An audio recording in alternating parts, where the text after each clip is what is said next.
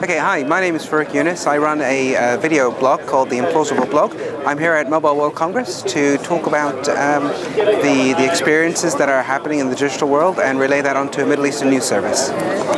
For me, my focus is actually on the keynote speeches. In the previous years, I've been in and out of the different conference halls, seeing the different exhibitions and the exhibitors, but I've missed out on some of the main big hitters and what they say. So for me, I really want to leave the exhibition trying to get a big feel of what the industry minds are thinking about the future.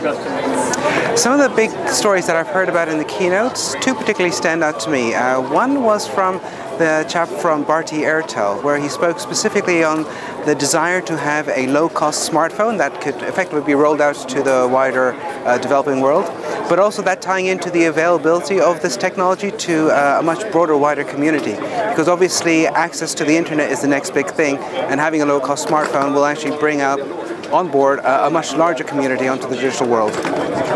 Yeah, I've had a short chance to wander around some of the different stands. Two things which stand out to me in particular. First was the 41 megapixel camera phone from Nokia.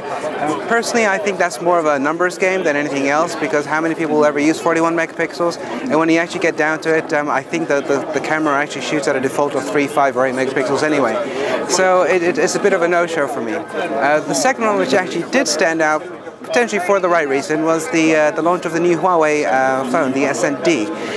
Sure, it looks like a horse with wings, at least the advertising, but the device itself is built to have a much faster processing power, but more importantly for me, with their new proprietary architecture, a much better battery power. And I think saving 30% on your battery is fantastic. For the rest of the show, I'm particularly interested in the mobile advertising side of the space.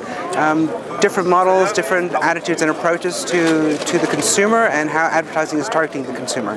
One big thing that I've heard and seen throughout the show is that actually people are talking about the value of the consumer as the core proposition, opposed to just defining the consumer as a number on a spreadsheet somewhere. And I think actually by understanding better and giving control to the individual user, advertising specifically will change the way we engage with people better.